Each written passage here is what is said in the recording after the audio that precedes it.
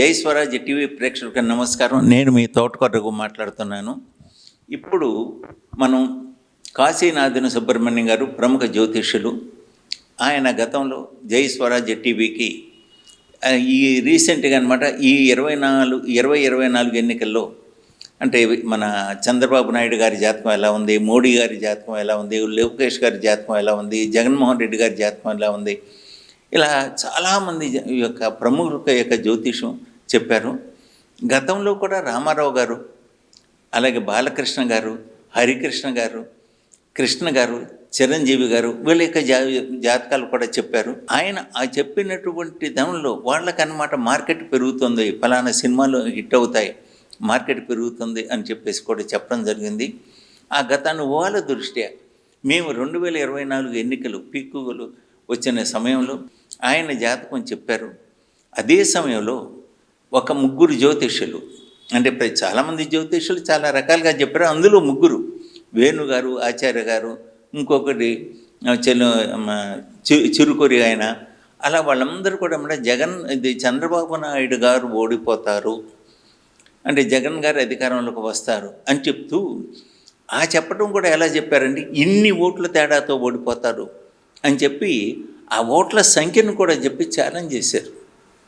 అయితే ఇది శాస్త్రం చెప్పేటప్పుడు ఇది వ్యక్తిగతంగా అనమాట, దానికి వాళ్ళు ప్రతిష్టగా తీసుకోవటం అనేటువంటిది సబబు కాదు. అందున ఈ సుబ్రహ్మణ్యం గారు ఒక జాతకుని యొక్క జాతకం, ఆయన జాతకం పుట్టినటువంటి జన్మ నక్షత్ర తేదీల మీదే ఎంత ప్రభావంగా ఎలా పనిచేస్తాయో, అలాగే ఆయన యొక్క అర్ధాంగి జాతకం కూడా ఈయన జాతకాన్ని ప్రభావితం చేస్తుంది. ఆయన కుమారుడి యొక్క జాతకం కూడా ఇదని ప్రభావితం చేస్తూ ఉంటుంది. అలాగే ఈ ఎలక్షన్ జరిగేటువంటి సమయాలు ఇవన్నీ కూడా ప్రభావితం చేస్తుంటాయని చెప్పేసి డిఫరెంట్ యాంగిల్స్లో విశ్లేషించి చెప్పడం జరిగింది. అంటే ఆయన హేమాహేమీలు కాదు అని చెప్పినటువంటి దాన్ని ఈయన మాత్రం కరాఖండిగా నా శాస్త్ర ప్రకారం, నాకున్నటువంటి నాలెడ్జ్ ప్రకారం ఇది అని చెప్పేసి అని చెప్పుకుంటూ వచ్చారు. అదే దాన్నే అసలు ఏ విధంగా ఆయన లెక్కేశారు ఏమిటి అనేటువంటి దాన్ని, అంటే రేపు ఆయన చెప్పిందనమాట అక్షర సత్యం అయింది. అది రేపు దాని ప్రకారం రేపు ఆయన ప్రమాణ స్వీకారం చేయబోతున్నారు కనుక దీని దగ్గర మీరు ఏ యాంగిల్లో ఎట్లా తీసుకున్నారు ఏమిటి అనేటువంటిది ఆ ముచ్చటించడానికి ఇప్పుడు వారిని సంప్రదించడం జరిగింది. వారు ఇప్పుడు మీ ఎదుటికన్నమాట ఉన్నారు. వారి యొక్క అభిప్రాయాలు తెలుసుకుందాం. మొన్న 2024 ఎలక్షన్లకి ముందర మాకు హరికృష్ణ గారి ద్వారా లభించినటువంటి జనన వివరాలను బట్టి చంద్రబాబు నాయుడు గారి జాతకం చెప్పడం జరిగింది. చంద్రబాబు నాయుడు గారి జాతకాన్ని ప్రభావితం చేస్తున్నటువంటి లోకేష్ గారి జాతకం, భువనేశ్వరి గారి జాతకం కూడా చెప్పడం జరిగింది. అయితే ఇక్కడ లోకేష్ గారి జాతకంలో వారిది మేషరాశి. ఈ మేషరాశి వాళ్ళకి ఏంటంటేనండి, మొన్న మే 1వ తారీఖున బృహస్పతి ఒక రాశిలో నుంచి ఇంకొక రాశిలోకి మారాడు. ఎప్పుడైతే మారాడో మేషరాశిలోకి వృషభ రాశిలోకి ఉన్నటువంటి రాశులలో మేషరాశి వాళ్ళకి చాలా యోగదాయకంగా ఉన్నది. ఎందుకనంటే ధనస్థానం, కుటుంబ స్థానం, వాక్ స్థానం అయినటువంటి ద్వితీయ స్థానంలోకి గురువు రావటం, లాభస్థానంలో ఉన్నటువంటి శని స్వక్షేత్రంలో ఉండి ఆయన ఇంటిని ఆయన పాడు చేసుకోడు కదండి. కాబట్టి శని స్వక్షేత్రం అంటే ఓన్ హౌస్, సొంత ఇంట్లో ఉన్నాడు.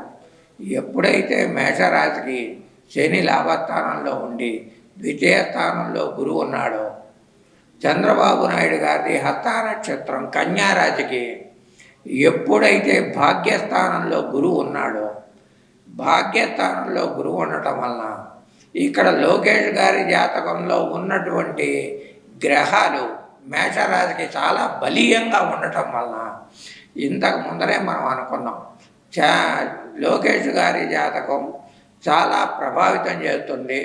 వాళ్ళు మంత్రివర్గంలో కూడా వెళ్ళేటటువంటి అవకాశాలు ఉన్నాయి. రాజకీయాలలో కొన్ని ముఖ్యమైనటువంటి సమాచారాన్ని, ముఖ్యమైనటువంటి పదవులను స్వీకరించేటటువంటి అవకాశాలు ఉన్నాయి. ప్రభుత్వానికి మరింత బలాన్ని చేకూర్చేటటువంటి అవకాశం కూడా లోకేష్ గారికి ఉన్నది అని చెప్పి చెప్పడం జరిగింది. బోండా ఉమామహేశ్వరరావు గారిది కూడా ఇదే రాశి కావటం వల్ల ఇంతకుముందు మనం చెప్పిన దాంట్లో బోండా ఉమామహేశ్వరరావు గారు కూడా గెలవటం తథ్యం అని చెప్పి చెప్పడం కూడా జరిగింది. కాబట్టి ఇక్కడ ఏంటంటేనండి, ఒక వ్యక్తి జాతకం చూసేటప్పుడు మన తండ్రి జాతకంలో కొడుకు జాతకం ప్రభావం ఎట్లా ఉంటుంది, భార్య జాతకం యొక్క ప్రభావం ఎట్లా ఉంటుంది అంటానికి కారణం కొన్ని ఉదాహరణగా ఒక్కొక్కసారి తీసుకోండి. ఒక్కొక్కసారి ఏమవుతుందంటే గ్రహ బలం అనేటటువంటి దాని మీద దైవ బలం ఉంటేనే కానీ గ్రహ బలం అనేటటువంటిది కంట్రోలింగ్ కాదండి. కాబట్టి ఏంటంటే దైవ బలం కనుక చేకూర్చుకున్నట్టయితే ఇంకా మంచి ఫలితాలు పొందుతారు అని కూడా నేను చెప్పడం జరిగింది. అదే సమయంలో చంద్రబాబు నాయుడు గారు కొన్ని హోమాలు, యజ్ఞాలు, యాగాలు కూడా భార్యా సమేతంతో చేయటం జరిగింది. ఆ చేయటం జరగటం వల్ల వారికి ఎవరు ఊహించినటువంటి మెజారిటీ కొంత దైవం బలం వల్ల చేకూరటం జరిగింది. ఈ విధంగా చంద్రబాబు నాయుడు గారి యొక్క జాతకం, లోకేష్ గారి యొక్క జాతకం, భువనేశ్వరి గారి యొక్క జాతకం చంద్రబాబు నాయుడు గారి మీద ప్రభావితంగా మారి వీరు అఖండమైనటువంటి మెజార్టీతో గెలవటానికి కారణమైంది. అదండి.